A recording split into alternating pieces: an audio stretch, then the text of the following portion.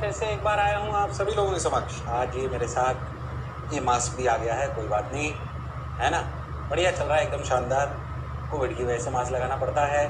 खैर आगे चलते हैं अपन, बहुत जोरदार कि भाई अब नए टॉपिक की शुरुआत अपन करने वाले। नया टॉपिक बहुत इंपॉर्टेंट। अच्छा, ये टॉपिक अपने आप में सही बताऊं तो तोड़ दिया गया है, बाकी ये पूरे अम्ब्रेला के नीचे आते हैं बहुत सारे टॉपिक अपन इस अम्ब्रेला के नीचे आते हैं, जिसे अपन कहते हैं मैकेनिक्स। क्या कहते हैं? मैकेनिक्स। और सर हमने सीनियर से बात करी थी, सर ये तो टफ होता है। सर डरो मत, मैं मानता हूँ कि ये तो अच्छी पढ़ाई है, पर अगर धीरे धीरे और ढंग से समझी जाए तो इससे बेहतर कोई टॉपिक नहीं है। अगर इसमें मजा आने लग गया तो आप समझ लो पूरी मतलब जीवन में भी लगेगा कि हाँ यार ऐसे तो पढ़ता था, यही तो हो रहा है। कार ऐसे तो चलती है, अरे कार मुड़ती क्यों है, अरे साइकिल ऐसे क्यों करती है, अरे साइकिल में ब्रेक लगाते तो क्या होता है, अरे अगर किसी को वेलोसिटी देंगे तो क्या होगा, ऐसे फेंकेंगे तो क्या होगा, फुटबॉल को मारेंगे तो क्या होगा, इतना दम लगाएंगे तो क्या होगा, पावर होगी तो क्या होगा, कैसे पानी ऊपर चढ़ता है। बहुत सारी नॉर्मल लाइफ की जितनी बातें हैं वो सब इस मैकेनिक्स के अंदर आ जाती है। एक चैप्टर नहीं है, बहुत सारे चैप्टर हैं इसमें। काइनेमेटिक्स बात कर लें, काइनेमेटिक्स के अंदर बहुत सारे टॉपिक आपके आएंगे, 1D 2D projectile, relative motion, उन सबको काइनेमेटिक्स के अंदर हम बोल देते हैं। पर ये भी अपने अंदर बहुत छोटे छोटे टॉपिक्स हैं। Projectile, 1 dimensional motion, 2 dimensional motion, 1D relative, 2D relative motion under gravity, बहुत सारे छोटे टॉपिक्स अपन इसमें पढ़ेंगे। ग्राफ्स, काइनेमेटिक्स बहुत लंबा चलेगा। उसके बाद हम पढ़ेंगे फ्रिक्शन, सॉरी एनएलएम के बाद एनएलएम में भी अपन 2 टॉपिक पढ़ेंगे, कंस्टेंट मोशन, एनएलएम, फिर अपन पढ़ेंगे फ्रिक्शन, सर्कुलर, वर्क और एनर्जी, फिर अपन पढ़ेंगे सेंटर ऑफ मास, फिर रोटेशनल, एसएचएम। ये सब बेसिकली मैकेनिक्स का हिस्सा है। इसका हिस्सा है मैकेनिक्स का। क्या मेरी बात क्लियर है? हालांकि एसएचएम वेव, साउंड वेव को थोड़ा अलग ले जाते हैं, बट रोटेशन तक तो अपन मान के चलेंगे अपने को मैकेनिक्स पढ़नी है। लंबा हिस्सा है, धीरे धीरे पढ़ना पड़ेगा, बहुत सारे चैप्टर्स का हिस्सा है। सर मैकेनिक्स सुनाते हो, पर इसमें पढ़ेंगे क्या? क्या है मैकेनिक्स सर? बेसिकली आप ऐसा समझो कि मैकेनिक्स जो है ना, जैसे मान लो कि मैंने किसी बॉल को किक मारी, जोर से, बहुत जोर से किक मारी। अब किक मारी तो मेरे पैर ने ताकत लगाई, उस ताकत की वजह से क्या फोर्स लगा, फोर्स की वजह से, तो समझो ताकत और फोर्स ये कॉज है। क्या है? कॉज। अच्छा, मैंने बॉल को किक मार दी तो ये कॉज हो गया, मतलब हो गया ये, तो ताकत, फोर्स, ये सब कॉज हो गया, ठीक। अब ये बॉल कितनी दूर गई, कितने एंगल से गई, कितनी दूर जाके गिरेगी, कितनी रफ्तार से गई, क्या रेंज है, क्या मैक्सिमम हाइट है, ये सब कहलाता है इसका काइनेमेटिक्स, यानी कि इफेक्ट। उस ताकत का क्या इफेक्ट हुआ, हमने किसी चीज में ताकत लगाई, तो जो ताकत लगाई यानी कि जो फोर्स लगाया या ताकत जिसे आप बोल दो, उस ताकत की वजह से कुछ हुआ, वो उसका इफेक्ट। बोलो क्लियर एकदम? हाँ सर। तो मैकेनिक्स को बेसिकली आप 2 हिस्सों में तोड़ सकते हो, चैप्टर वाइज नहीं तोड़ रहा, एक बेसिक हिस्से में अगर 2 में तोड़ूं तो बोल सकते हैं एक कॉज है और एक इफेक्ट है, एक ताकत है और एक उसका बेसिकली जो रिजल्ट आया उस ताकत को लगाने से उसको पढ़ना है। बोलो क्लियर है? हाँ सर। तो एक कॉज हो गया अपनी परिस्थिति, एक उस कॉज का इफेक्ट हो गया। तो आप समझो कॉज का इफेक्ट यानी कि ताकत का इफेक्ट जो पढ़ते हैं, इसकी वजह से बहुत सारे पैरामीटर आते हैं, डिस्टेंस, डिस्प्लेसमेंट, वेलोसिटी, एक्सेलरेशन, ये सब इफेक्ट हैं बेसिक जो अपन पढ़ेंगे। और ये सब अपन किस में पढ़ेंगे? काइनेमेटिक्स में। किसमें पढ़ेंगे? काइनेमेटिक्स में। अच्छा, तो काइनेमेटिक्स क्या है? Kinematics is basically effect of cause. Effect of cause, yes. ताकत के बाद की स्थिति में जो जो पैरामीटर आते हैं उसे काइनेमेटिक्स कहते हैं। तो पहले बताओ अपन कॉज पढ़ रहे हैं कि इफेक्ट पढ़ रहे हैं? पहले इफेक्ट पढ़ रहे हैं, ऐसे ज्यादा समझ में आता है, ताकि जब इफेक्ट करेंगे तो इफेक्ट के बाद क्या होने वाला है वो पहले से पता होगा। क्या मेरी बात क्लियर है एकदम? इसलिए अपन पहले काइनेमेटिक्स पढ़ते हैं, फिर एनएलएम पढ़ते हैं, जहाँ फोर्स की बात करेंगे। बताओ जो मैं बोला क्या चमका? अरे हाँ ना बोलना पड़ेगा, अरे सोना नहीं है, 10 बार कह चुका हूँ। क्या मेरी बात क्लियर है? बढ़िया आराम से धीरे धीरे शानदार पढ़ाऊंगा मैं, काइनेमेटिक्स धीरे ही पढ़ाऊंगा ताकि आपकी मैकेनिक्स अच्छी हो जाए। वरना अगर ये गड़बड़ हो गई और तुमने मक्कारी कर ली तो फिर आगे चैप्टर अच्छे होना संभव नहीं है। क्यों राम लालो श्याम लालो? हाँ ना बोलना पड़ेगा भाई। अरे बोलो भाई, आँख की ना 10 बार कह चुका हूँ, सोना नहीं है, जागते रहना है। जो सोवत है वो होवत है। खैर, तो भाई kinematics is the effect of cause, ठीक। अच्छा भाई, अच्छा तो जो मैंने आपको बोला वही लिखा हुआ है, देखो आगे कैसे आगे दिखाता हूँ। देखो डेफिनेशन आप चाहो, mechanics is the study of cause and effect of motion of studies. Okay, तो मैकेनिक्स दो चीज की स्टडी है, कॉज की भी और इफेक्ट की। और जो इफेक्ट है उसको हम पढ़ेंगे किसमें, काइनेमेटिक्स में। किसमें, करंट इसमें दिखाया हुआ है, देखो भाई, अगर अपन देखो भाई, अच्छा भाई, अच्छा भाई, देखो भाई, ओके मान लीजिए लड़का है, बॉल से ऐसे कर रहा है, दिखाई दे रहा होगा आपको पीछे, बॉल से ऐसे कर रहा है, किसको, बास्केटबॉल को, तो जो उसने फोर्स लगाया वो कॉज है, और बॉल का टप्पा खाना, फिर उछलना, बोलो यस और नो, ये उसका इफेक्ट है। ऐसे ही एक अर्थ ने एक प्लेनेट पे फोर्स लगाया, वो उसका कॉज है, उसकी वजह से वो घूमता रह रहा है, वो उसका इफेक्ट है। क्या मेरी बात क्लियर है? अरे बोलो हाँ की ना, क्या मेरी बात क्लियर है? तो mechanics is the cause, is the study of cause and effect of the body. ठीक है, उदाहरण चाहो तो फटाफट डायग्राम तो आपको ऐसे सुंदर दिखाने के लिए बनाए हुए हैं ताकि आपको अच्छा लगे, है ना। बाकी मैं आपको बता दूं कि आपको एनिमेशन सिर्फ इसलिए लाए जा रहे हैं, इतनी टीम पीछे मेहनत इसलिए कर रही है ताकि आपका इंटरेस्ट बना रहे। बाकी पढ़ना तो पड़ेगा भाई, एनिमेशन नहीं आएंगे कि एनिमेशन में कौन सा कलर था जो आपको पहले लेक्चर में बताया था। आपको सिर्फ फील देने के लिए है, इंटरेस्ट डेवलप करने के लिए, ताकि आपको अच्छा लगे। अच्छे मास्टर के साथ, सुंदर मास्टर के साथ, अगर सुंदर सुंदर एनिमेशन भी आए, कई लोग हंस रहे, अच्छा मास्टर, सुंदर मास्टर, ऐसे मत बोलो कि मैं सुंदर तो लगता हूँ, है कि नहीं, है ना। चलो, अब मुझे पता है तो मेरा मजाक उड़ाते हैं, ऐसे तो नहीं मम्मी पापा के सामने उड़ाते कि सर देखो, सर खुद ही को, मम्मी देखो सर खुद ही को सुंदर बोल रहे हैं, है कि नहीं। ऐसे मेरी बीवी ने भी मुझे आज बोला कि आज आप बहुत सुंदर लग रहे हो। सही बता रहा हूँ, झूठ थोड़ी बोल रहा हूँ यार, तुम्हें ऐसा लगता है। हालांकि मुझे डर लगता है जब भी मुझे सुंदर बोलती है। कुछ दिन पहले उसने मुझे सुंदर बोला, मतलब कुछ साल पहले 3-4 दिन तक बोलती रही, तो मेरे को लगा वाह, अरे वाह, मेरी बीवी में तो परिवर्तन आ गया है, वो मुझे सुंदर ही बोलने लगी है कि आप बहुत अच्छे लग रहे हो, बहुत अच्छे लग रहे हो। फिर पता पड़ा 4 दिन बाद उसने मुझसे कार मांग ली। तो इसलिए जब भी मुझे सुंदर बोलती है तो मुझे डर लगता है। खैर आगे बढ़ते हैं, तुम लोगों की तो अभी शादी हुई नहीं है, फिर भी मैं तुम लोगों का एक्सपीरियंस शेयर करता रहता हूँ ताकि तुम ये गलती ना करो। इतने सालों से बच्चों को बता रहा हूँ गलती करने की जरूरत नहीं है, फिर भी जितने बच्चे पढ़ चुके हैं सब के सब शादी करते हैं, पता नहीं क्यों। खैर जोक सपाट, आगे चलते हैं, जीवन की सच्चाई को जानते हुए अब उसके एप्लीकेशन पे चलते हैं और काइनेमेटिक्स की बात करते हैं। अच्छा भाई अच्छा भाई देखो भाई, kinematics branch of mechanics which analyses the effect that is parameters and properties of motion. इसमें अपन क्या क्या पढ़ेंगे, डिस्टेंस, डिस्प्लेसमेंट, ये velocity, acceleration. Dynamics branch of mechanics which analyses the cause of motion of bodies. तो जो मैं बोल रहा था, जो कॉज जनरेट करता है उसको हम क्या नाम दिया हमने, डायनेमिक्स, जिसमें एनलेम, फ्रिक्शन, सर्कुलर सब आ जाएगा। बोलो क्लियर है, that is known as dynamics. और जो उसका इफेक्ट है, तो कॉज को नाम क्या दिया भाई, ताकत के कॉज को, ताकत के कॉज को नाम दिया डायनेमिक्स। क्या नाम दिया, डायनेमिक्स। और इफेक्ट को क्या नाम दिया, काइनेमेटिक्स। बोलो क्लियर है क्या, अरे हाँ ना बोलना पड़ेगा, चाहो तो डेफिनेशन लिख लो। By dynamics branch of mechanics which analyse the cause. भाई ऐसा फोर्स क्यों लग रहा है, कैसे लग रहा है, और उस फोर्स के लगने के बाद क्या हो रहा है, वो उसका इफेक्ट है, जिसको हम बोलते हैं काइनेमेटिक्स। क्या बोलते हैं, काइनेमेटिक्स। और हमें क्या पढ़ना है, काइनेमेटिक्स। काइनेमेटिक्स फिर कह रहा हूँ, बहुत सारे चैप्टर, बहुत लंबा चलने वाला है, जिनमें छोटे छोटे चैप्टरों में तोड़ के आपको बताया जाएगा। आज का लेक्चर, बल्कि पहले 2 लेक्चर तो बहुत बेसिक चलेंगे, पर बिल्कुल आपके कॉन्सेप्ट सुधारूंगा। भले आपने ये 8, 9, 10 में पढ़ा हो, फिर भी आपके कॉन्सेप्ट बिल्कुल ये मान के चलूंगा कि आपको नहीं आता है, और मैं बहुत बेसिक से पढ़ाऊंगा, बिल्कुल गड़बड़ करने की जरूरत नहीं है। चलो भाई, तो काइनेमेटिक्स समझ गए, डायनेमिक्स समझ गए, आगे बढ़ो आगे बढ़ो आगे बढ़ो। अब मन में प्रश्न आता है, is at rest, are you at rest. मतलब तू ये कहानी चालू कर रहे हैं, सर अभी तो काइनेमेटिक्स की बात होती है, कहाँ सर ये पढ़ना पड़ेगा। मैं आपसे बोलूँ तू आराम से, जैसे तू रोज करता है, बड़ी आराम से पॉपकॉर्न लेके टीवी के सामने रिमोट लेके बैठा है ना, आराम से जो तू रोज करता है कि नहीं, सोच ले, करता है कि नहीं करता, नहीं करता तो बहुत बढ़िया बात है। सर हम तो चुपचाप सर टेबल कुर्सी बैठ के रोज 10 घंटे पढ़ रहे हैं सर। चल झूठे, करता है क्या, पढ़ता है क्या 10 घंटे, सोच ले। अरे पक्का, हाँ सर पढ़ता हूँ पढ़ता हूँ।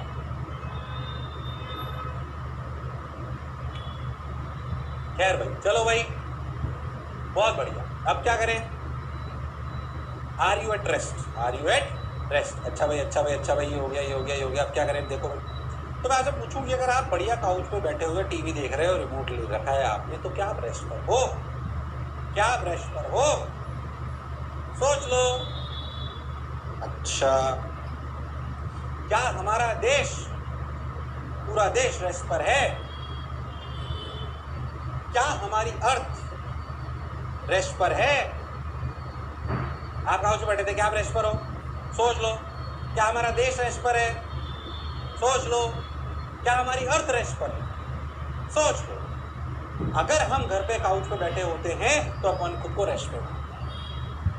हम तो हमारे देश के अंदर बैठे हैं। हाँ भाई, ठीक भाई, बहुत बढ़िया। क्या हमारा देश रेस्ट पर है? हमारा देश कहाँ पे? धरती पे। क्या धरती रेस्ट पर है? नहीं, धरती तो घूम रही है। हाँ सर, ऐसे घूमती है। जानते हो कि नहीं जानते? क्या एक्सिस के अबाउट घूमती रहती है? घूम रही है, देखो पीछे घूम रही है कि नहीं घूम रही? हाँ सर, घूम रही है। अच्छा, क्या अर्थ भी किसी के अबाउट घूमती है? क्या अर्थ भी किसी के अबाउट घूमती है? हाँ सर, सन के अबाउट घूमती है। लो भाई देखो, हो सन आ गया। क्या अगर ध्यान से देखो तो अर्थ खुद के अबाउट भी घूमती है और ऐसे भी। बोलो क्लियर? हाँ सर, बिल्कुल सही बात है। तो जब सोच, अपन इसी पे रहते हैं। जो मैं रेस्ट पे लगता है ना, कि अगर मान लीजिए हमारी कार खड़ी हुई, मैं उसमें बैठा हूँ तो पहले तो अपन रुके हुए तो हैं, और वास्तविकता में अपन रुके हुए हैं, अर्थ पूरी की पूरी घूम रही है। बोलो यस और नो? अरे सोच लो, फिर घुमाता हूँ, देखो, घूम जा भाई, घूम जा। हाँ देखो, घूम रही। अरे यस और नो? हाँ सर, बिल्कुल घूम रही, पक्के से। पर मैं तो अपने आप को रेस्ट पे महसूस करता हूँ, जबकि मैं रेस्ट पे नहीं हूँ। पर मैं खुद को रेस्ट पे महसूस करता हूँ, क्योंकि मेरे आसपास का कमरा, घर, सब मुझे रेस्ट पे लगता है। तो मुझे लगता है मैं भी रेस्ट पे, जबकि पूरी धरती घूम रही है और सन के बहुत चक्कर लगा रही है। क्या सन रेस्ट पे? नहीं। वास्तविकता में साइंटिस्ट ने पता करा कि भाई सन भी रेस्ट पे नहीं है। सन भी क्या गैलेक्सीज के अबाउट, क्या अपने और गैलेक्सी के अबाउट घूम रहा है। एक ब्लैक होल है शायद, जिसके अबाउट हमारा पूरा सोलर सिस्टम घूमता है। और ये भी माना गया कि गैलेक्सी भी किसी के अबाउट घूमती है। यानी कि कौन रेस्ट पर है, ये बोलना मनुष्य के लिए संभव नहीं है। Rest is a relative term. Rest is a relative term. हाँ sir, rest is a relative term. तो अर्थ इज मूविंग। हाँ भाई, अर्थ मूव कर रही है। ये देखो भाई, इसके अबाउट आराम से घूम, जो अभी मैंने आपको बताया। अच्छा, आप देखो, यानी कि रेस्ट, जब मैं काउच पे बैठा था देख रहा था तो वास्तविक अर्थ भी घूम रही थी, मेरा घर भी घूम रहा था, पर मुझे लग नहीं रहा था, क्योंकि मुझे आजू बाजू की सारी चीजें जिनको मैं देख रहा था वो मुझे रुकी हुई लग रही थी। शायद वो मेरे साथ साथ ही घूम रही थी, इसलिए मुझे सब रेस्ट पे लग रहा। पर क्या रेस्ट वास्तविक है कि वो वास्तविकता में किसी के देखने पर डिपेंड करता है? अगर मेरे आसपास सारी चीजें मेरे साथ ही चले तो मैं रेस्ट पे महसूस करता हूँ। कभी तुम ट्रेन में गए हो? ट्रेन में गए हो कभी? जब बैलगाड़ी में सफर करा है तुम, ट्रेन में गए होंगे। अगर ट्रेन में कभी गए हो तो देखा हो कभी, आप ट्रेन के डब्बे में अंदर बैठ जाओ और पास में भी ट्रैक पे ट्रेन खड़ी हो, और मान लो हिलने डुलने लगे, तो लगता है यार अपनी चली कि उसकी चली। बल्कि कभी कभी अपनी रुकी हुई हो और वो चलने लगे तो अपने लगता है अपनी ट्रेन चल गई। यस और नो? ऐसा आप महसूस करा है कभी कभी? अगर ट्रेन में बैठे होंगे तो ट्रेन के डब्बे में जाके बैठ जाओ और पास वाली ट्रेन अगर चलने लगे या अपनी चलने लगे तो पता नहीं पड़ता अपनी चली कि उसकी चली। ऐसा लगता है अपन चलने लगते। यस और नो? क्योंकि वो रिलेटिव है। बोलो क्लियर है क्या मेरी बात? तो रेस्ट एक रिलेटिव टर्म है। मैं बैठा हूँ और मेरे आसपास की सारी चीजें, मान लीजिए मैं इस कमरे में रिकॉर्डिंग कर रहा हूँ और ये कमरा पूरी कांस्टेंट रफ्तार से चलने लगे, और मुझे पता ना पड़ेगा। अब मुझे पता तब पड़ेगा जब मैं बाहर देखूँ। अगर एक कमरा बंद है बिल्कुल और मैं कांस्टेंट रोशनी चल रहा हूँ और एसी, ये मेरी लाइटें मेरा लैपटॉप, कैमरा, सब अगर उसी रफ्तार से चल रहा है, बोलो क्लियर एकदम, तो मुझे लगे सब कुछ रेस्ट पर, जैसे अभी लग रहा है। वास्तविकता में तो कमरा अर्थ पे जुड़ा हुआ है और अर्थ क्या घूम रही है और मुझे पता नहीं पड़ रहा। तो क्या rest is a relative term? क्या ये भ्रम है? हाँ, पर इस भ्रम को हमें पढ़ना होगा। इस भ्रम को हमें पढ़ना होगा। जैसे कि एक और एग्जाम्पल लेते, देखो भाई, मान लो कि ये बालक है, सुंदर कन्या ले सकते हो अगर नहीं पसंद आ रहा है तो। देखो भाई, मान लो ये बालक है, एक स्केट बोर्ड चलाया कभी? चलाया कभी? हाँ भाई, चलाया है, मैंने भी चलाया था 1-2 दिन पहले, और मैं गिर गया। मेरे बेटे का छोटा स्केट बोर्ड था, मैंने कहा मैं भी चला लेता हूँ। साला चला ही नहीं, तो बहुत टफ होता है चलाना, दिखने में आसान लगता है। क्या हो सकता है तुम लोगों से कोई चलाता हो तो अच्छी बात है। स्केट बोर्ड एक लड़का चला रहा है, ठीक भाई, और एक और नीचे बालक खड़ा हुआ है, कोई इसका दोस्त है, रामलाल, श्यामलाल, जो आपको अच्छा लगे, और एक ये बॉल है। बोलो क्लियर? अब देखो, अगर ये बालक चले तो बोलो ये बॉल रुकी हुई है, रेस्ट पर है। ये नीचे वाले बालक के लिए 2 ऑब्जर्वर हैं यहाँ पर। कौन ऑब्जर्वर है? एक तो ये बालक, और मान लेते हैं कि ये सुंदर कन्या नीचे वाली, ठीक है। तो ऊपर वाला बालक जो स्केट बोर्ड पर है, और नीचे कौन है? सुंदर कन्या। अब मान लो कि सुंदर कन्या इस बॉल को देखती है, क्या वो बोलेगी बॉल रेस्ट पर है? हाँ। क्या बालक बोलेगा बॉल रुकी हुई है? नहीं। बालक अगर ऐसे जा रहा है तो क्या उसे लगेगा कि बॉल पीछे जा रही है, तो क्या बालक बालक बोलेगा ball is red, S read नहीं, पर सुंदर कन्या ने बोला बॉल इज एट वेस्ट। तो क्या ये ऑब्जर्वर पे डिपेंड कर गया कि कौन देख रहा है। हाँ, चलो दूसरा केस देखो। अब बालक भी चला और बॉल भी चली और दोनों की रफ्तार सेम थी। सुंदर कन्या ने क्या बोला, बोलो केस 1 में मुझे बताओ, फॉर बालक बॉल इज मूविंग, बोलो यस और नो। फॉर सुंदर कन्या ball is at rest and बालक इज मूविंग। अरे यस और नो, ओके, दो ऑब्जर्वर है, सुंदर कन्या और बालक। सेकंड केस देखो, सेकंड केस क्या है, वापस से देखो, बॉल भी चली बालक भी चला, दोनों की रफ्तार सेम है, ओके। अब बोलो बालक क्या बोलेगा, बालक बोलेगा बॉल इज एट रेस्ट।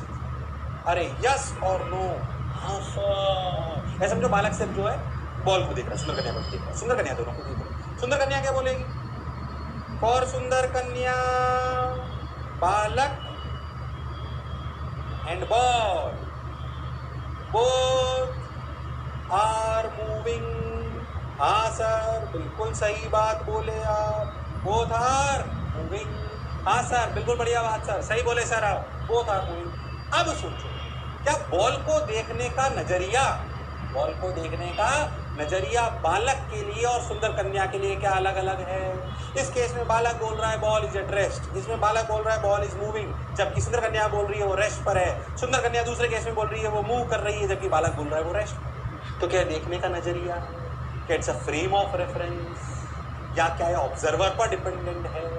तो इसमें फ्रेम ऑफ रेफरेंस कौन है, जब सुंदर कन्या की बात करें तो सुंदर कन्या फ्रेम ऑफ रेफरेंस है, और जब बालक की बात कर रहे हैं तो बालक फ्रेम ऑफ रेफरेंस है। फ्रेम ऑफ रेफरेंस क्या है, जहां पर बैठकर हम दूसरी चीजों को देखते हैं, जहां पर बैठकर हम दूसरी चीजों को देखते हैं, क्योंकि हमेशा फ्रेम ऑफ रेफरेंस मनुष्य हो ऐसा कोई जरूरी नहीं है।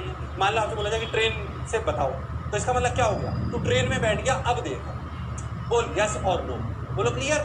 अगर कोई आपसे बोले बालक फ्रेम ऑफ रेफरेंस, इसका मतलब क्या हुआ, तू बालक पर बैठ गया। अब मैं जनरली है ना ऐसा बोलूंगा कि तू चीटा है। कौन है, चीटा। लड़कियां चीटी मान सकती हैं, क्योंकि फ्रेम ऑफ रेफरेंस में हम कई जगह बैठेंगे। अब तेरे को अभी बोल दूं कि तू बालक पर बैठ जा, हैं, तो हो सकता है तू बालक से दुगने वजन का हो, तो बेचारा बालक तो मर ही जाएगा, तो अपन अपने आप को चीटा मान लेंगे।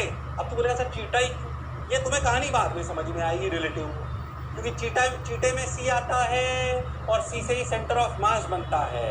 तो मैक्सिमम चीजें, मैक्सिमम रिलेटिव चीज अपन सेंटर ऑफ मास पर बैठकर सॉल्व करेंगे, इसलिए आज चीटा ले रहा हूँ। तो जब भी फ्रेम ऑफ रेफरेंस की बात आए तो कैसे इमेजिन करना है कि मैं चीटा हूँ और उस जगह बैठ गया हूँ, अब दूसरी चीजों को देख रहा हूँ। चीटा इसलिए ले रहा हूँ ताकि छोटा है तो कहीं पे भी फिट हो पाएगा, और चीटा इसलिए भी ले रहा हूँ क्योंकि चीटे में सी आता है और सी सेंटर ऑफ मास में होता है, और सेंटर ऑफ मास पर बैठकर हम 90% सवाल सॉल्व करेंगे बाद में, इसलिए इसकी इंपॉर्टेंस आपको बाद में समझ में आएगी। और चीटा इसलिए, चीटी इसलिए ताकि छोटा सा बन के बैठ जाओ। तो फ्रेम ऑफ रेफरेंस वह जगह है जहां पर बैठकर मैं दूसरी चीजों को देखता हूँ। क्या मेरी बात कुछ समझ आई है?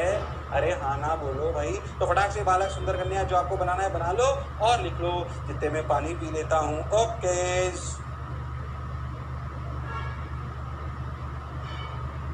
अच्छा भाई, बहुत बढ़िया भाई। सर थोड़ी थोड़ी बात समझ आई। Frame of reference, frame of reference में क्या मैं चीटा बनकर बैठ जाऊंगा? बोलो क्लियर एकदम? हाँ सर, चलो अच्छा। अब देखो, अगर अपन ये वाली कहानी आपने सुन ली, फ्रेम ऑफ रेफरेंस की बात समझ ली, उसकी डेफिनेशन लिखाऊंगा, परेशान मत हो। केस 1 देखो, इसमें क्या बोल रहा है जो भी बताया था कि कौन, बालक ने क्या बोला कि बॉल मूविंग है, और दूसरे केस में बालक ने क्या बोला, बॉल इज एट रेस्ट। हाँ sir, the question is meaningless unless the observer is defined yes और नो। तो कोई आपसे पूछे, क्या पूछे आपसे, कोई अगर ये पूछे कि बताओ बॉल चल रही है कि रुक, तो एक समझदार आदमी क्या पूछे, भाई कहाँ से देख रहे हो? चल भी सकती है, रुक भी सकती है। सुंदर कन्या के लिए बॉल रुकी हुई थी पहले केस में, पर बालक के लिए चल रही थी। तो कोई आपसे पूछे कि बॉल चल रही है कि रुकी हुई है, तो आप बोलोगे भाई कहाँ से देख रहे हो, और सर मैक्सिमम सवालों में तो पूछते ही नहीं है, बताते ही नहीं कहाँ से देख रहे हो, हम तो इतना 8, 9, 10 पढ़ के आ गए। अगर कुछ ना बोला हो, आपसे बोला जाओ व्हाट बॉल इज डूइंग, या बॉल क्या कर रही है, तो अगर कुछ ना बोला हो तो रेफरेंस फ्रेम ग्राउंड को मान लेना चाहिए, यानी कि आप चुपचाप ग्राउंड पर हो और देख रहे हो। अगर कोई फ्रेम ऑफ रेफरेंस बताया हुआ ना हो, अगर कोई फ्रेम ऑफ रेफरेंस बताया हुआ ना हो तो ग्राउंड को ऑटोमेटिक मान लेते हैं, वरना सही भाषा में आपको फ्रेम ऑफ रेफरेंस पता होना चाहिए किसी भी दूसरी वस्तु के मोशन को डिफाइन करने के लिए। Is that clear to you? क्या मेरी बात क्लियर है? अरे हाँ ना तो बोलना पड़ेगा, पक्का। और बोलूँ इस पर पैपे करूँ कि क्लियर है? क्लियर है सर। चलो भाई और चलते हैं। तो importance of frame of reference वैसे मैं आपको बता चुका हूँ, एक सुंदर सा एनिमेशन और बताया। मान लीजिए कि एक सुंदर कन्या और बालक दोनों साथ जा रहे हैं, ये बालक तेरा फ्रेंड है और इसकी गर्लफ्रेंड सुंदर कन्या है, बहुत खुश हो रहा है तू, है ना। अब तू उन्हें देख रहा है, बोलो क्लियर। अब सोचो तू अगर इन्हें देख रहा है तो बोल तेरे लिए कौन चल रहा है, बालक की सुंदर कन्या की, दोनों? पर तेरे दोस्त के लिए सुंदर कन्या बोल चल रही है कि रेस्ट पर है? बोलो बोलो भाई। इस सवाल में आपसे पूछूं कि मान लो ये भी बालक 1 है और ये बालक 2 है, ठीक, और ये सुंदर कन्या है, तो बताओ बालक 2 के लिए सुंदर कन्या कैसे है? बोलो रेस्ट पर, क्योंकि बालक भी उसी रेफरेंस फ्रेम में, बालक 2 भी उसी रेफरेंस फ्रेम में बैठा है जिसमें सुंदर कन्या बैठी है, यानी कि कार के रेफरेंस फ्रेम, है कि नहीं। तो सुंदर कन्या और बालक 2 दोनों एक ही रफ्तार से चल रहे हैं। तो क्या बालक 2 ने बोला मेरे लिए तो सुंदर कन्या रेस्ट पे भाई? बोलो क्लियर? हाँ सर, बिल्कुल सही बात, मेरे लिए तो सुंदर कन्या रेस्ट पर है। पर क्या बालक 1 के लिए वो दूर जा रही है और क्या ये दुखी हो रहा है? हाँ सर, बिल्कुल सही बात, कि अपने दोस्त को देख के जेलसी हो रहा है। पर चिंता मत करो, अभी ऐसी कोई भी बात हो तो अपना मन भटकाने की जरूरत नहीं है कि नहीं? अभी अपना दिमाग पढ़ाई पे लगाना है। चलो भाई, तो इंपॉर्टेंस ऑफ रेफरेंस फ्रेम हमें समझ में आ गई कि रेफरेंस फ्रेम वह जगह है जहां पर बैठकर, यानी कि ऐसे समझो, अगर मैं फिर वाली बात करूं, importance of reference frame, reference frame वह जगह है जहां पर मैं चीटा बनकर, चीटा है, चीटी जो लिखना लिखना, बनकर दूसरी वस्तुओं को, ऑब्जेक्ट्स को देखता हूँ। क्या मेरी बात क्लियर है? अरे हाँ ना तो बोलना पड़ेगा। सोचो। हाँ भाई सर, एक डेफिनेशन भी आ जाएगी, आपको लिखनी होगी, उसमें से खास बात चाहो तो इसे लिख लो। मन मंदिर में रेफरेंस फ्रेम क्या है? जहाँ पर बैठकर मैं दूसरी चीज़ों को चीटा बनकर देखता हूँ। चीटा इसलिए क्योंकि अपन छोटे बन जाएंगे तो कहीं पर भी फिट आ सकते हैं। रिवर बोट प्रॉब्लम जब पढ़ाऊंगा तो आपको पत्ते पर बैठा दूंगा और आप नदी के साथ बहोगे। रिलेटिव में बहुत काम आएगा कॉन्सेप्ट, अभी तो ज़्यादा नहीं आ रहा, पर अभी बेसिक से स्टार्ट कर रहे हैं। तो आप पत्ते के साथ नदी के साथ बहोगे, तो बहोगे मतलब फ्लोट करोगे, है ना, फ्लोट करोगे और उसके साथ साथ चलोगे नदी के बहाव के साथ। तो आपको पता पड़ेगा मेरे को दूसरी चीज़ों को कैसे देखना है, इसलिए इमेजिनेशन अपनी स्ट्रांग होनी चाहिए। क्या मेरी बात क्लियर है? ओके, अब चाहें, ओहो सुंदर कन्या चली गई, ओके मान लिया। अच्छा, अब अगर अपन बहुत छोटी छोटी सी बातें करें, एक एक पॉइंट आ रहा है, 3 पॉइंट आएंगे, सुनो ध्यान से। Motion is a combined property of the object and the observer. किसी भी चीज का मोशन को डिफाइन करने के लिए क्या ऑब्जेक्ट भी पता होना चाहिए और ऑब्जर्वर भी पता होना चाहिए। जैसे कि बॉल जब सुंदर कन्या और बालक दोनों देख रहे थे तो पता होना चाहिए बॉल को कौन देख रहा है, यानी कि ऑब्जर्वर, और बॉल तो होनी चाहिए, यस और नो। तो मोशन इज अ कंबाइंड, मतलब किसी भी चीज के मोशन को, यानी कि उसके चलायमान को डिफाइन करने के लिए ऑब्जेक्ट भी होना जरूरी है और ऑब्जर्वर भी होना जरूरी है। क्या ये बात क्लियर है? हाँ सर, बहुत बढ़िया। There is nothing like absolute motion और एब्सोल्यूट रेस्ट। जैसा कि मैंने आपको बताया कि जब आप अपने घर पे कमरे में पलंग पर बैठकर या काउच पर बैठकर टीवी देख रहे होते हो तो अपने आप को रेस्ट में मानते हो, और वास्तविकता में शायद आप रेस्ट पे नहीं हो, क्योंकि धरती घूम रही है, धरती सन पे घूम रही है, सन और किसी के पास घूम रहा है, गैलेक्सी भी घूम रही है। तो एब्सोल्यूट रेस्ट और एब्सोल्यूट मोशन बोल देना कोई गारंटी नहीं है, मतलब हम ऐसे नहीं बोल सकते this ball is at rest in all frame of references, ऐसा बोलना संभव नहीं है। या this ball is in motion with respect to every possible reference frame, ऐसा भी पॉसिबल नहीं है। So there is nothing like absolute motion और एब्सोल्यूट रेस्ट। क्या ये दोनों पॉइंट अपने को समझ में आ गए हैं? हाँ सर, बिल्कुल अच्छे समझ में आए हैं। क्या मेरी बात समझ आ रही है राम लालो श्याम लालो? हाँ सर, बिल्कुल समझ आ रही है। अच्छा भाई, एक और पॉइंट देखो, क्या लिखा?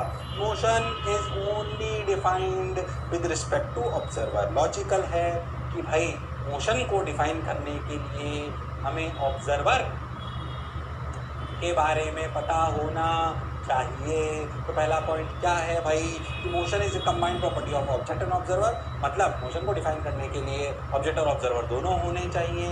दूसरी बात हमने पढ़ी कि कोई नथिंग, ऐसा कोई स्टेटमेंट नहीं हो सकता कि एब्सोल्यूट रेस्ट है और ये एब्सोल्यूट मोशन है। और तीसरी बात, मोशन को डिफाइन करने के लिए यानी कि किसी भी चीज़ को चल रही है या नहीं चल रही है बताने के लिए हमें एक ऑब्जर्वर की आवश्यकता है। जो हमने प्रीवियस एग्जाम्पल्स लिए थे उनकी ये एक कन्फाइंड थ्योरी। बोलो क्लियर? अरे हाँ ना बोलना पड़ेगा। अरे पक्का, कहानी कहाँ से चालू करी थी आज? बिल्कुल बहुत बेसिक लेक्चर है आज का, कहानी बस। ये बोला था भाई मैकेनिक्स वो है जो कॉज और इफेक्ट दोनों को पढ़ाता है। जो कॉज होता है वो डायनेमिक्स होती है, जो इफेक्ट होता है काइनेटिक्स होती है। काइनेटिक्स पढ़ने वाले काइनेटिक्स पढ़ने के लिए हमें रेफरेंस फ्रेम पढ़ना पड़ेगा। हमने रेस्ट के बारे में समझा, एब्सोल्यूट रेस्ट नहीं हो सकता, एब्सोल्यूट मोशन नहीं हो सकता। दोनों के लिए, मोशन के लिए ऑब्जेक्ट और ऑब्जर्वर दोनों पता होने चाहिए, और मोशन डिफाइन करने के लिए ऑब्जर्वर की जरूरत है। क्या यहाँ तक की कहानी क्लियर है? अरे हाँ ना तो बोलना पड़ेगा। अरे सोच लो। हाँ सर। अच्छा भाई, कोई frame of reference, frame attach with the observer. अच्छा भाई, ये रेफरेंस पॉइंट में बताता हूँ। पहले फ्रेम ऑफ रेफरेंस की डेफिनेशन में आपको पहले भी लिखा चुका हूँ हिंदी में, वो लिख सकते हो। यह वह जगह है जहाँ पर मैं चीटा बनकर बैठ जाता हूँ। यह वह जगह है जहाँ पर मैं चीटा बनकर बैठ जाता हूँ। रेफरेंस पॉइंट, रेफरेंस पॉइंट क्या है भाई? अच्छा, ऑब्जर्वर जिस फ्रेम में है वो तो रेफरेंस फ्रेम हो गया। पर मान लीजिए मैं बोलूँ ये पॉइंट कहाँ है, तो याद कर हमने पोजीशन वेक्टर पढ़ा, उसके लिए ओरिजिन डिफाइन करते हैं, उसे कहते हैं रेफरेंस पॉइंट। जो बेसिकली ओरिजिन मानते थे ना, उसी को आप बोल सकते हो रेफरेंस पॉइंट, या जिसके रेस्पेक्ट में आप कह रहे हो। जैसे डिस्प्लेसमेंट वेक्टर जब लिखते थे अपन वेक्टर में, तो हम बोलते थे राम की पोजीशन श्याम के लिए, या राम की पोजीशन ओरिजिन के लिए। राम की पोजीशन ओरिजिन के लिए पोजीशन वेक्टर, राम की पोजीशन श्याम के लिए डिस्प्लेसमेंट वेक्टर। तो रेफरेंस पॉइंट एक डिफाइन करो ना, तो रेफरेंस पॉइंट एक अलग चीज है और फ्रेम ऑफ रेफरेंस एक अलग चीज। बोलो क्लियर है एकदम? अरे पक्का? अरे सोच लो। सर एक से ही लग रहा है, एक सा नहीं है। रेफरेंस में मान ली कार में जा रहे हैं, पीछे चलते चलते कार में बैठाता हूँ, यहाँ आता हूँ। कार में बैठकर जब तू देख रहा था, बोलो क्लियर, ये कार जो पीछे दिखाई दे रही है, कार में बैठी थी, ये रेफरेंस फ्रेम। पर हो सकता है कि कार के इस पॉइंट को मैं रेफरेंस पॉइंट मान लूं, तो ये पॉइंट मान लूं कि ये मान लूं, क्या मानूंगा कि इस पर अंतर आएगा? हाँ, तो ये कहलाएगा रेफरेंस पॉइंट। अब मान लो कि कार अपनी यहाँ पहुंच गई, तो बेसिकली ये रेफरेंस पॉइंट कार के सामने जगह रहा है, ये यहाँ पहुंच गया, देखिए ये है। बोलो क्लियर? हाँ सर, मेरे पीछे छुप गया हुआ है ना। तो रेफरेंस पॉइंट भी कार के साथ चला गया। तो उस फ्रेम ऑफ रेफरेंस में भी रेफरेंस पॉइंट कहाँ है? क्या ये मैटर करता है?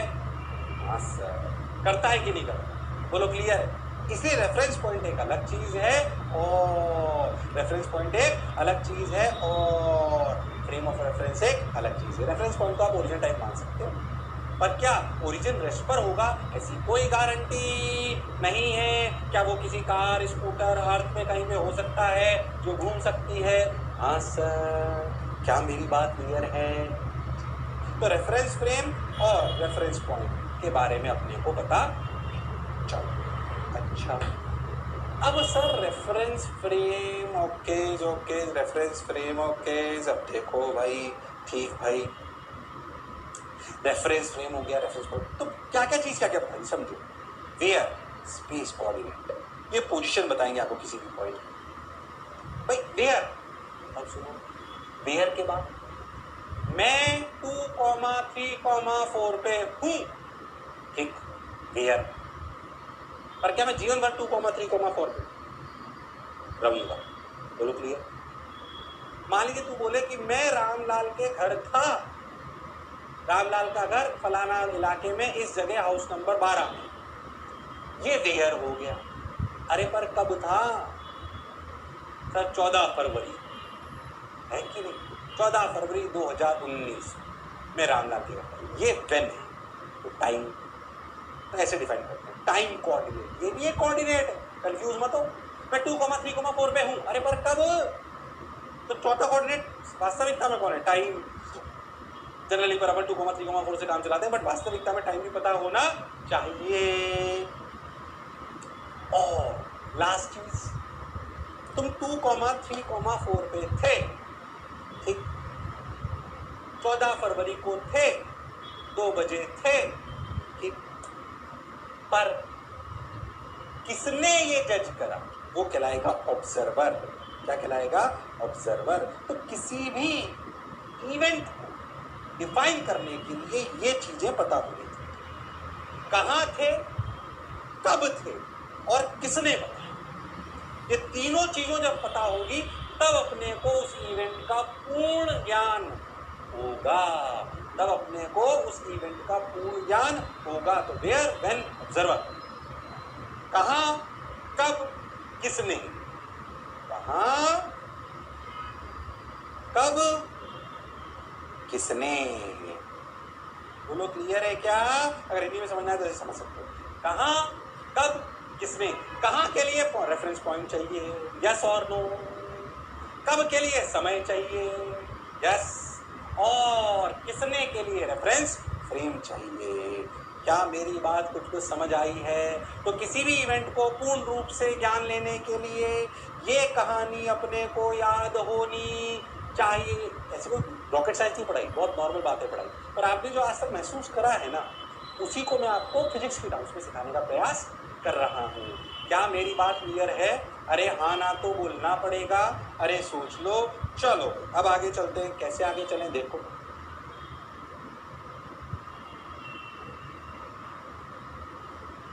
देखो भाई, देखो भाई, देखो भाई।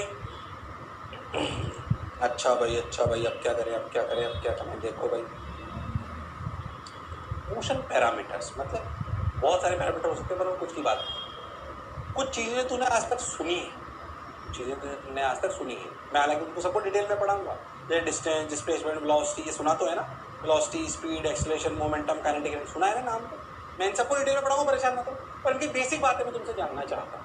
क्या? सुनो ध्यान से। मैं आपसे पूछूंगा, ये 2 कॉलम बने होंगे, depends on reference frame, independent of reference frame. कौन सी चीजें ऐसी हैं जो रेफरेंस फ्रेम पर डिपेंड करती हैं और कौन सी ऐसी हैं जो रेफरेंस फ्रेम पर डिपेंड नहीं करती? थोड़ा आपको आसान करने के लिए मैं एक एग्जांपल ले लेता हूं, ये वाला देखो। क्या?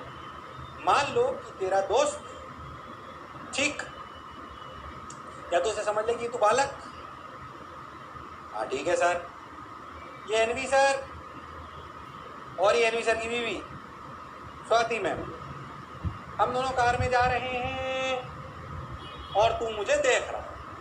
बोलो क्लियर। अब कौन कौन देखो? बालक जो तू ग्राउंड पे खड़ा है, तो हम दोनों को देख रहा है, मैं, एनवी सर और स्वाति मेरे साथ कार में जा रही है। ठीक भाई, ये कार वही पुरानी वाली। अब तुझे मुझे बताना है कि कौन कौन से पैरामीटर रेफरेंस फ्रेम पर डिपेंड करते हैं। पहला पैरामीटर डिस्टेंस। क्या मान लो कि मेरी बीवी को तू भी देख रहा है और मैं भी देख रहा हूं, अब बता, क्या डिस्टेंस रेफरेंस फ्रेम पर डिपेंड करता है? अरे यस और नो? हाँ। मेरे लिए मेरी बीवी, अगर मेरी कार चलेगी तो मेरे लिए मेरी बीवी कितना चलेगी? 0। पर क्या तेरे लिए चलेगी? हाँ सर। तो क्या distance depends on reference frame? Yes sir. ऐसे ओके, बिल्कुल सही बात। अब सोच और लेते हैं। डिस्प्लेसमेंट क्या रेफरेंस फ्रेम पर डिपेंड करता है? हाँ सर, बिल्कुल करता है। अगर हमारी कार आगे चली जाएगी तो मेरी बीवी के लिए डिस्प्लेसमेंट 0 होगा, पर मेरे लिए 0। नहीं, सॉरी, मेरे लिए 0 होगा पर तेरे लिए 0 नहीं होगा। Displacement depends on reference frame. हाँ सर। स्पीड सोच लो, क्या डिपेंड्स ऑन रेफरेंस फ्रेम और does not depend on reference frame? Does not depend on reference frame. Okay, या डिपेंड्स ऑन रेफरेंस फ्रेम। सोच लो, डिपेंड्स ऑन रेफरेंस फ्रेम। क्या मेरी car की speed 10 kilometre per hour हो गई? क्या? सोच लो, क्या तेरे को स्पीड 10 नजर आएगी? हाँ, और मेरे 0। ओके, नेक्स्ट सुनो, वेलोसिटी फिर से रेफरेंस फ्रेम पे डिपेंड करेगी। बिल्कुल सही। टाइम, टाइम से पहले एक और बात, एक्सेलरेशन किधर डालूं? बोलो, एक्सेलरेशन सुना है कभी? बोलो, एक्सेलरेशन बोलो, एक्सेलरेशन बोलो, इधर इधर डालूं? बहुत अच्छी बात है। मेरे लिए मेरी बीवी का एक्सेलरेशन क्या है? 0। पर क्या तेरे लिए वही होगा जो कार का है? हाँ। ऐसे भी आपसे पूछ लूँ, मोमेंटम, मोमेंटम सुना है? एमवी सुना होगा मोमेंटम कभी? एमवी, क्या मोमेंटम भी इधर ही आएगा? क्या वेलोसिटी रेफरेंस फ्रेम पे डिपेंड करती है तो क्या मोमेंटम भी करेगा? क्या काइनेटिक एनर्जी भी करेगी? Half m v square. हाँ, हालांकि अभी ज़्यादा नहीं बोल रहा हूँ, जब पढ़ेंगे तब बहुत सारी बातें आएंगी। रेफरेंस फ्रेम अपन रिलेटिव में और पढ़ेंगे, किस टाइप के रेफरेंस फ्रेम होते हैं, इनर्शियल, नॉन इनर्शियल, ये अपन एनएलएम में पढ़ेंगे। अभी पर उसकी बेसिक ज्ञान को ले रहे हैं। क्या मेरी बात यहाँ तक क्लियर है? हाँ सर, बिल्कुल क्लियर है, परफेक्ट है। अच्छा भाई, अब क्या करें? अच्छा बताओ, इसको लिखो time of event. Time of event का मतलब, मान लो कि मेरी कार में चलते चलते मेरी और मेरी बीवी की लड़ाई, ठीक? अच्छा, अब मेरी और मेरी बीवी की लड़ाई हो गई, ठीक हो गई। अब मेरी बीवी ने मेरे घूंसा मार दिया। क्या मार दिया? घूंसा। ओके, मुक्का मार दिया मैंने, शू, लड़ाई हो गई। जाहिर सी बात है कि बीवी से मार खानी पड़ती है, अलग टाइप का दर्द है, कोई बात नहीं, सबको सहना पड़ता है। तो मान लीजिए मेरी बीवी ने मेरे मुक्का मार दिया। अब जब मुक्का मारा तब मान लो 2:02 हो रहे थे। क्या मेरे लिए भी समय 2:02 होगा? हाँ सर। तेरे लिए? मुझे भी देखा सर मार खा रहे, बहुत कुछ हो रहा है, बस चला, हमें बहुत परेशान करते हैं, आज मार खा रहे। क्या तेरे लिए भी समय 2:02 हो रहा होगा? हाँ सर। तो क्या टाइम रेफरेंस फ्रेम पर डिपेंड करता है? नहीं, इसलिए टाइम है। कई बच्चे बोलेंगे सर आइंस्टीन की रिलेटिविटी तो अलग चीज़ कहती है, हम रिलेटिविटी पढ़ नहीं रहे हैं, हम नॉर्मल मैकेनिक्स पढ़ रहे हैं। रिलेटिविटी में तो मैकेनिक्स के सारे लोग गायब हो जाएंगे, इसलिए इस जगह रिलेटिविटी को घुसाने की ज़रूरत नहीं है। ये नॉर्मल बात कर रहे हैं, जो हम पढ़ रहे हैं उसमें वहाँ उसका कोई हिस्सा नहीं आएगा। क्या मेरी बात क्लियर है? हाँ। और अगर किसी को बात नहीं पता है तो उसे अभी पढ़ने की आवश्यकता भी नहीं है। जो हम कह रहे हैं, जो हम पढ़ेंगे उसमें टाइम का रेफरेंस फ्रेम से कोई लेना देना।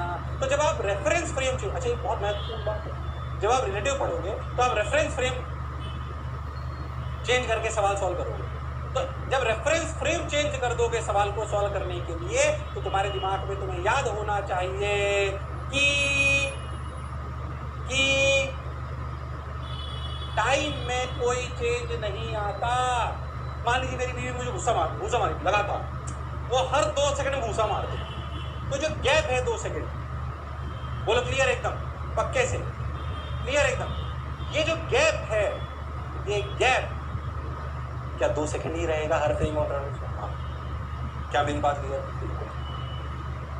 चलो मैं तुम्हें एक और अच्छी बात, मान लो मैं बोलूँ कि ये मैं मतलब एनवी सर और ये कार की हेडलाइट, अब सोच, ठीक, ये कार की हेडलाइट, ठीक। अब मुझे तू ये बता कि मतलब मेरी बीवी के लिए एनवी सर और हेडलाइट के बीच की दूरी मान लो कि 1 मीटर, तो मेरे लिए दूरी कितनी? मेरी कार चलने लगी, तेरे लिए दूरी कितनी?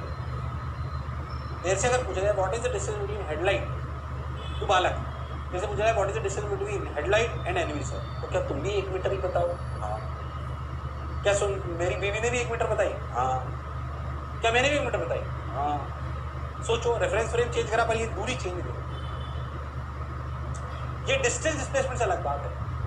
मैं कितना चला, यानी कि मेरी या मैं पूछूं मेरी बीवी कितनी चली, ये मैं अलग बताऊंगा, बालक अलग बताऊंगा। पर हेडलाइट और एनिमी सर के बीच की दूरी 1 मीटर है। ये बात तू, मैं और मेरी बीवी तीनों एक ही बताए, जबकि तीनों के रेफरेंस फ्रेम अलग अलग हो सकते हैं। ये अलग बात। तो ये कहलाएगा distance between 2 points. Distance travelled by a object अलग बात है, डिस्प्लेसमेंट बाय द पार्टिकल एक अलग बात है, but distance between the 2 points एक अलग बात है। हालांकि मैं बात यहाँ नहीं भी बताता तो भी चलता, पर ये कहानी बहुत काम आएगी जब हम रिलेटिव पढ़ेंगे। क्या पढ़ेंगे? रिलेटिव, तो बहुत काम आएगा। सवाल आएंगे find out the distance between the 2 ships. अब 2 शिप के बीच की दूरी अगर निकालनी है तो किसी भी फ्रेम ऑफ रेफरेंस में निकालो, सेम आए। पर डिस्टेंस कितना चला शिप 1 ने, ये हर रेफरेंस फ्रेम में अलग अलग आएगा। पर 2 शिप के बीच की दूरी में कोई अंतर नहीं आएगा, यानी कि 2 वस्तुओं के बीच की दूरी रेफरेंस फ्रेम के इंडिपेंडेंट। पर एक चीज कितनी चली, ये फ्रेम ऑफ रेफरेंस पे डिपेंड। तो ध्यान से देखो, distance, displacement, velocity, speed, acceleration, momentum, kinetic energy. अरे यस और नो, मोमेंटम लिख लो, काइनेटिक एनर्जी लिख लो, क्या ये सब रेफरेंस फ्रेम पे डिपेंड करते हैं? हाँ, पर टाइम ऑफ इवेंट और डिस्टेंस बिटवीन द 2 पॉइंट्स ये रेफरेंस फ्रेम पे डिपेंड नहीं करते। क्या ये कहानी याद रहेगी? अरे हाँ ना तो बोलना पड़ेगा भाई। अरे सोच लो, अरे पक्का? बस बात समझ आई? बोलो क्लियर एकदम? अरे पक्का? अरे गारंटीड? ओके, चलो भाई आगे चलते आगे चलते आगे चलते आगे चलते आगे चलते। टाइम आ गया, ठीक है भाई, ये अपना। अब जब हमने रेफरेंस फ्रेम की बात कर ली, हमने रेफरेंस फ्रेम में कौन कौन डिपेंड करता है, क्या होता है, एब्सोल्यूट रेस्ट कुछ नहीं होता है, एब्सोल्यूट मोशन कुछ नहीं होता, रेफरेंस फ्रेम क्या होता है, रेफरेंस पॉइंट क्या होता है, उन दोनों में अंतर क्या होता है, डायनेमिक्स क्या होती है, काइनेटिक्स क्या होती है, ये हमने पढ़ लिया। अब हम जानते हैं कि हमें इन सब पैरामीटर को पढ़ना पड़ेगा। तो सबसे पहले क्या पढ़ेंगे? डिस्टेंस और डिस्प्लेसमेंट। आज की कहानी मेरे हिसाब से डिस्टेंस डिस्प्लेसमेंट में ही खत्म हो जाएगी। बहुत बेसिक सी बात है पर आपको समझ में आनी चाहिए। Distance covered by body is the actual length of actual path covered in travelling. मान लीजिए कार चल रही है, ऐसे कर्व्ड पाथ है, टिक टिक टिक टिक ऐसे चली, तो बताओ ये जो लाइन चली सीधी चलेगी, घुमावदार चली, तो इसकी एक्चुअल लेंथ, कैसी लेंथ? एक्चुअल लेंथ क्या कहलाएगी? Distance travelled. क्या डिस्टेंस स्केलर क्वांटिटी में जानता हूँ, आप जानते हैं इसलिए फटाफट बोल रहा हूँ। स्केलर है कि वेक्टर है? डिस्टेंस स्केलर है। क्या है? स्केलर। डिस्टेंस स्केलर क्वांटिटी है, कैसे? मीटर, किलोमीटर, इनमें जनरली अपन नापते हैं, सेंटीमीटर में भी नाप सकते हैं, यूनिट तो बहुत सारी, डेसीमीटर, एंगस्ट्रॉम, नैनोमीटर। और जनरली जो आप मैकेनिक्स में पढ़ोगे वो मीटर, किलोमीटर, सेंटीमीटर। 1 मीटर में कितने सेंटीमीटर? 100। ओके, 1 किलोमीटर में कितने मीटर? 1000 मीटर। अरे ये तो समझ में आता है। अरे हाँ ना बोलना पड़ेगा। तो डिस्टेंस ट्रेवल, कोई भी पार्टिकल अगर चला तो उससे मान लीजिए वैसे बोलो क्लियर। ये जो एक्चुअल लेंथ है ना जो चले, वो कहलाती है डिस्टेंस ट्रेवल। क्या कहलाती है? Distance travel. और बोलूँ पे करूँ कि क्लियर है? अरे सोच लो, अरे पक्का? अरे कंफ्यूज तो नहीं हो रहे हो? अरे गारंटीड? हाँ बिल्कुल बढ़िया। अच्छा, डिस्प्लेसमेंट क्या है भाई? जो भी पीछे करा, मान लीजिए कि मैं बैठा हूँ ऐसे, हाँ सर, डिस्प्लेसमेंट क्या है? ये जो एक्चुअल लेंथ है, इनिशियल पॉइंट से फाइनल पॉइंट को ज्वाइन कर दो एक लाइन, और इनिशियल पॉइंट से फाइनल पॉइंट की तरफ एरो बना लो। मतलब इनिशियल पॉइंट पे टेल रखो और फाइनल पॉइंट पे एरो हेड। तो ये जो वेक्टर आता है इनिशियल से फाइनल पॉइंट पर, इसकी जो लेंथ है वो डिस्प्लेसमेंट का मैग्नीट्यूड कहलाता है, और टेल से लेकर हेड तक की वो उसकी डायरेक्शन कहलाती है। जब मैग्नीट्यूड और डायरेक्शन दोनों बताते हैं तो डिस्प्लेसमेंट क्या हो गया? वेक्टर। क्या हो गया? वेक्टर। बिल्कुल सही बात। अब सोचो, तो बेसिकली ध्यान से देखो, ऐसे अगर अपन यहाँ से यहाँ चले तो ये यहाँ से आता है डिस्प्लेसमेंट, यहाँ से यहाँ चले तो ये यहाँ तक का डिस्प्लेसमेंट। बोलो क्लियर? तो अगर अपन ऐसे चलते हैं तो ये अपना डिस्प्लेसमेंट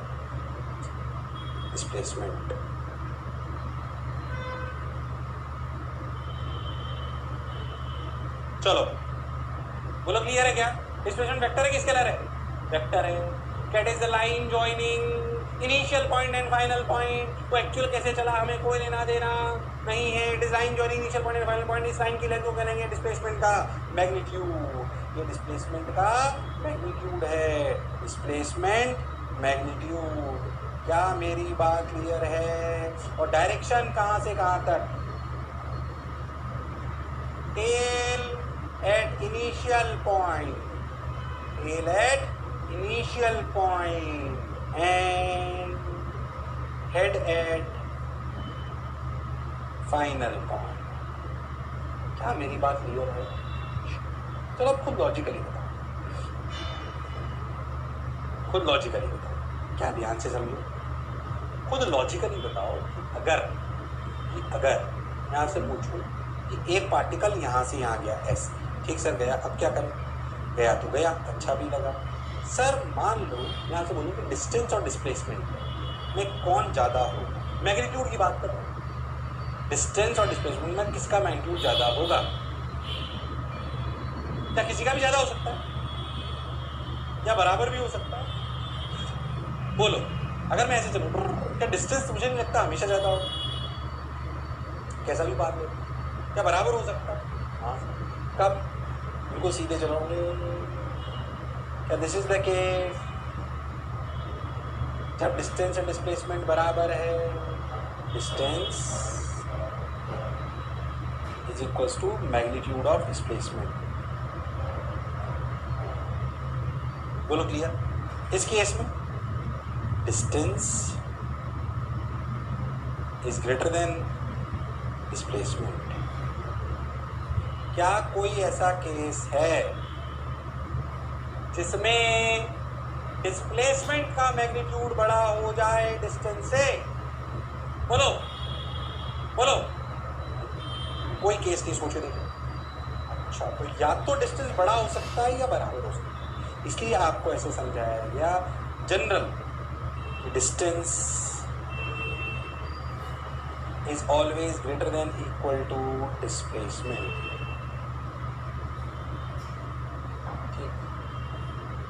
क्या कहानी समझ आई है? अरे हाँ ना बोलना पड़ेगा, अरे पक्का, अरे सोच लो। हाँ। अच्छा, अगर पार्टिकल हमेशा स्ट्रेट लाइन में चले, कैसे चले? Straight line. कैसे चले? Straight line. ओके। अगर वो स्ट्रेट लाइन में चले तो क्या हमेशा डिस्टेंस और डिस्प्लेसमेंट बराबर होगा? बोलो भाई। अगर मैं आपसे बोलूँ if a particle is moving in a straight line, distance and displacement is always equal. True और फॉल्स? बोलो भाई। अरे बोलो भाई। if a particle is moving in a straight line, then distance and displacement is always equal. True or false? बोलो भाई।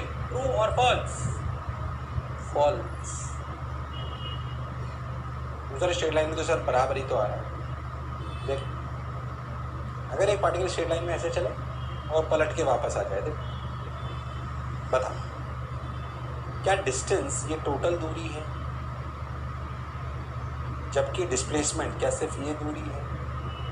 ये displacement है और ये बराबर है कि अलग? क्या स्ट्रेट लाइन है? हाँ। तो डिस्टेंस और डिस्प्लेसमेंट हमेशा बराबर और स्ट्रेट लाइन हो ऐसा जरूरी नहीं है। अगर कोई बोले particle is moving in a straight line in a single direction, then distance and displacement is always equal, तो फिर आप उसे हाँ बोल सकते हैं, वरना बोल नहीं सकते। क्या मेरी बात एकदम क्लियर है? मान लो ये 10 है और ये 8 है, तो बोलो डिस्टेंस कितना हुआ? अगर ये 10 है और ये 8 है, बोलो डिस्टेंस कितना हुआ? 10 और 8 18, फिर वापस पलट के आएगा तो 8 कितना हो गया? 26। तो डिस्प्लेसमेंट कितना है? 10। अच्छा, क्या सिंपल सी बात, इसमें क्या बताना? उतार लो, उतारना भी क्या है, क्लैरिटी होनी चाहिए। क्या मेरी बात एकदम क्लियर है? अरे हाँ ना तो बोलना पड़ेगा। अरे सोच लो। हाँ क्या डिस्टेंस डिस्प्लेसमेंट की बेसिक कहानी समझ आई है? बिल्कुल आई है। चलो भाई और देखो, बिल्कुल सिंपल सा एनिमेशन है, फटाफट देख लो। अगर मैं आपसे बोलूँ कि what is the distance travelled, ये बालक और सुंदर कन्या, बालक और सुंदर कन्या। अब चलो मैं आपसे बोलूँ, अगर मैं आपसे बोलूँ कि what is the distance travelled by the बालक, ध्यान सुनना, फिर से देख, what is the distance travelled by the बालक, डिस्टेंस ट्रेवल्ड बाय द बालक, डिस्टेंस ट्रेवल्ड बाय बालक, डिस्टेंस ट्रेवल्ड बाय सुंदर कन्या। बोलो, क्या दोनों का आंसर 2 मीटर 2 मीटर? मैं आपसे पूछूं डिस्प्लेसमेंट ऑफ बालक, क्या डिस्प्लेसमेंट ऑफ बालक का मतलब वेक्टर क्वांटिटी है? हाँ। क्या बालक माइनस एक्स एक्सिस पे गया है? हाँ। क्या 2 मीटर गया है? हाँ। मुझे नहीं लगता -2i कैप मीटर। क्या ये मैग्नीट्यूड डायरेक्शन दोनों दिया? हाँ बिल्कुल सही। ऐसे में बोलूँ what is the displacement of सुंदर कन्या, क्या लिखेगा? What is the displacement of सुंदर कन्या, बोल क्या लिखेगा? क्या +2i कैप? अरे हाँ ना बोलना पड़ेगा। देखो भाई, वही लिख दो फटाफट। देखो क्या लिखा अपन ने, 2 metre -2i cap +2i cap metre metre. क्या दोनों बातें अच्छे से समझ आई है? अरे हाँ ना तो बोलना पड़ेगा। अरे सोच लो। अरे पक्का। चलो पानी पी लिया जाए थोड़ा सा।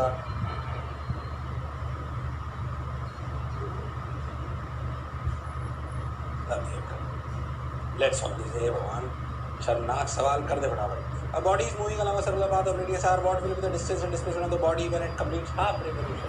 फटाफट बता दो, गलत कर दे तो अब कांच के सामने जाके रोना मैं ही ऐसा क्यों हूँ? बताइए, क्या डिस्टेंस क्या डिस्प्लेसमेंट? बोलो भाई। अगर ये अपनी बॉल आधा सर्कल चल ले तो क्या डिस्टेंस क्या डिस्प्लेसमेंट? फटाफट बता दो, शर्म आ रही है कराते हुए। फटाफट फटाफट बोलो भाई। क्या इसने एक्चुअल पाथ लेंथ, अगर ध्यान से देखें तो एक्चुअल पाथ लेंथ जो इसने ट्रेवल करी, क्या वो टोटल सेमी सर्कलर, टोटल जो सर्कल का सेमी फेरेंस होता है उसका आधा, क्या टोटल सेमी फेरेंस πr होता है? तो क्या πr इज डिस्प्लेसमेंट की डिस्टेंस और इनिशियल पॉइंट से फाइनल पॉइंट ज्वाइन करने वाली लाइन, क्या ये डायमीटर बन गई है? हाँ। तो क्या 2r is the distance displacement? हाँ। डिस्प्लेसमेंट ऐसे ये 2r। क्या पिक्चर एकदम क्लियर है? अरे हाँ ना बोलना पड़ेगा। अरे सोच लो। अरे पक्का। हाँ सॉल्व दिस, हो गया लो भाई 2r। अरे कोई दिक्कत? सोच लो। लो भाई हो गया। ये इसमें क्या है, डिस्टेंस और डिस्प्लेसमेंट दोनों आ गया। क्लियर है एकदम? अरे पक्का। चलो भाई, तो फिर एक और बहुत सिंपल सा सवाल बताओ। A particle is moving on a square track of side A, what will the distance and displacement of the particle when it reaches his initial position? घूम फिर के वापस नहीं आ गया। फटाफट बता दो। इसकी साइड ए है, बताओ डिस्टेंस। शर्म आ रही सवाल कराते हुए। डिस्टेंस कितना? 4a। डिस्प्लेसमेंट हो घूम फिर के वहीं आ गया 0। किसी भी क्लोज लूप में डिस्प्लेसमेंट क्या होता है? क्लोज लूप डिस्प्लेसमेंट क्या होता है? 0। घूम फिर के वहीं आ गए। अरे बोलो क्लियर है क्या? अरे सोच लो। अरे पक्का। चलो और देखो तो डिस्टेंस और टर्न पे करूँगी। क्लियर है? अरे क्लियर है क्या? अरे पक्का। वैसे अगले टर्न पे अपन पढ़ेंगे, अभी ऐसा खत्म नहीं हुआ लेक्चर। अगले टर्न पे अपन स्पीड और वेलोसिटी पढ़ेंगे, ठीक? उससे पहले मैं आपको कुछ चीज़ें समझाया था कि आप पढ़ने वाले हो 1D 2D 3D, हालांकि पहले 1D पढ़ने वाले। बोलो क्लियर? हाँ सर। तो आपने को 1D 2D और 3D का बेसिक अंतर समझ में आना चाहिए। 1D 2D और 3D का बेसिक अंतर समझ में आना चाहिए। 1D 1 dimension. चलो मैं आपको ना स्टार्ट करने से पहले एक बेसिक बात पूछता हूँ। मान लो कि एक राम है, एक श्याम है और एक सुंदर है। मैं आपसे बोलूं राम की वेलोसिटी है 2i cap metre per second. मैं आपसे बोलूं श्याम की वेलोसिटी है 2i cap plus 3j cap metre per second. मैं आपसे बोलूं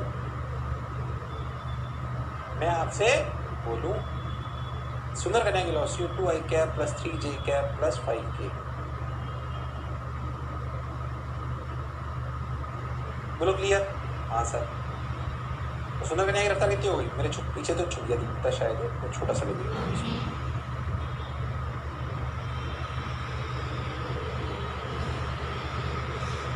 सुंदर कन्या की वेलोसिटी है 2i cap plus 3j cap plus 5k cap. बोलो क्लियर? हाँ सर। ठीक भाई, अब ये बात आपको समझ आ गई। अब मैं आपसे जानना चाहूँ कि भाई बताओ इसमें से 1 डायमेंशन कौन है, 2 डायमेंशन? मैंने पढ़ाई नहीं, पर समझो। अच्छा बोलो इसमें से 1 डायमेंशन कौन है, 2 डायमेंशन कौन है, 3 डायमेंशन कौन है? बोलो बोलो भाई। इन तीनों में से राम, श्याम और सुंदर कन्या में से कौन 1 डायमेंशन, कौन 2 डायमेंशन, कौन 3 डायमेंशन? बोलो भाई, बोलो भाई। राम क्या है? 1 डायमेंशन। श्याम क्या है? बोलो भाई, 2 डायमेंशन। सुंदर कन्या क्या है? 3 डायमेंशन। नहीं सोचा है क्या? अरे सोच लो, सही सोच पाए क्या? अरे पक्का यही सोचा है क्या? गलत सोचा है। ये 2 डायमेंशन नहीं है, ये 3 डायमेंशन नहीं है। पेन पतला कहाँ से होगा? Okay okay.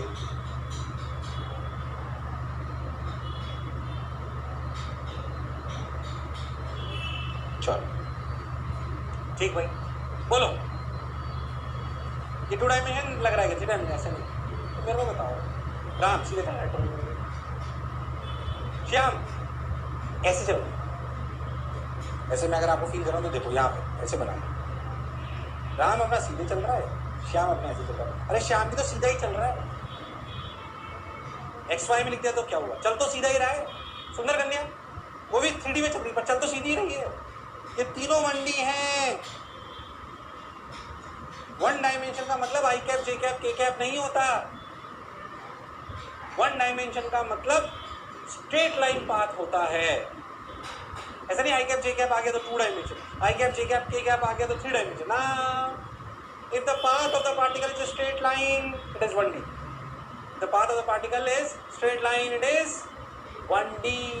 बोलो यस और नो? अरे पक्का। तो स्ट्रेट लाइन अगर चल रहे हैं, चाहे वो I कैप में चले, J कैप में चले, बीच में चले, कैसे भी चले, वो 1D है। ये तीनों 1D है। तो if the path of the particle is straight line then it is 1D। ये एग्जांपल कई बार बच्चे गलती करते हैं, जिसे पूछो गलत कर देता है। अरे 2i cap plus 3j cap ऐसे 2D थोड़ी हो जाए। क्या मेरी बात एकदम क्लियर है? अरे हाँ ना बोलना पड़ेगा। अरे सोच लो। हाँ सर। और देखो यही बात समझिए। Particles constraint to move in straight line and can only change its direction of motion opposite to original direction of motion. उसे 1D है। आप उसी के अबाउट ऐसे टक टक करते रहो। ये क्या कहलाएगा? 1 डायमेंशन। बोलो भैया, देखो टेढ़ा हो गया ना, भले टेढ़ा हो और उससे अपने कोई फर्क पड़ने वाला नहीं है। चलो भाई, सुंदर सा एक लड़का लाए, उसको दिखाया। ओके देख लो, शक्ल थोड़ी अच्छी नहीं है। ओके,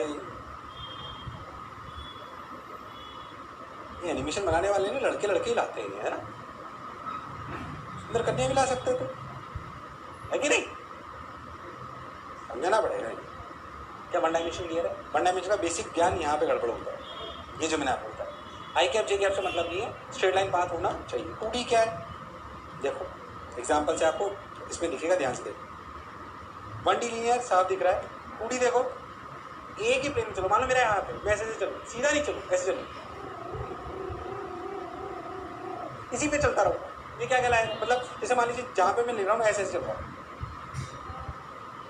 बोलो क्लियर? तो ये क्या है? ब्रेक नहीं हो। जैसे कि आप देखो ऐसे, ये देखो जैसे सिक्का चल रहा है उसी प्लेन में, कहीं बाहर नहीं गया। ये 2D 3D।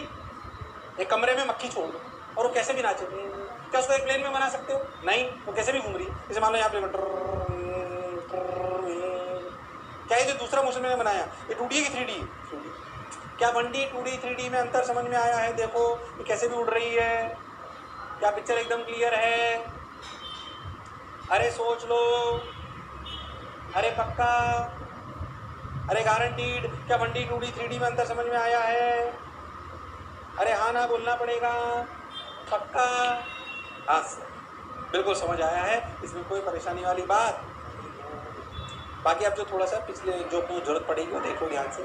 Position of a point आप जानते हो कैसे लिखते हैं, x, y, x, z। मैं ज़्यादा पैपे नहीं कर रहा हूँ उस पर, क्यों नहीं कर रहा हूँ, ये अपन वेक्टर में सब जान चुके हैं। पोजीशन क्या होता है, पोजीशन वेक्टर क्या होता है, और डिस्प्लेसमेंट वेक्टर क्या होता है। Displacement vector is the position of a point with respect to another point. Yes, ऐसे अगर अपन बात करें तो ये ऐसे, यहाँ पे x1 y1 z1 और ये x2 y2 z2। तो क्या डिस्प्लेसमेंट वेक्टर है position of B with respect to A? बोल यस और नो। और क्या पोजीशन वेक्टर है position of point with respect to origin? बोलो यस और नो। क्या ये बातें अपन वेक्टर में कर चुके हैं, पर इसकी जरूरत पड़ेगी, इसलिए आपको ये बात समझ में आनी चाहिए। क्या अपन जानते हैं डिस्प्लेसमेंट वेक्टर और पोजीशन वेक्टर? जल्दी से इसलिए बोला क्योंकि हम वेक्टर में पढ़ चुके हैं, ज़्यादा इस पर करने की जरूरत नहीं है। क्या मेरी बात क्लियर है? अरे हाँ ना तो बोलना पड़ेगा, अरे सोच लो, अरे पक्का। फिर से कह रहा हूँ, मैकेनिक्स क्या है क्या आपको क्लियर है? मैकेनिक्स पढ़े बिना अपना जीवन फिजिक्स में आसान होने वाला नहीं है। धीरे धीरे पढ़ेंगे। काइनेमेटिक्स अपना पहला चैप्टर, बहुत बेसिक से।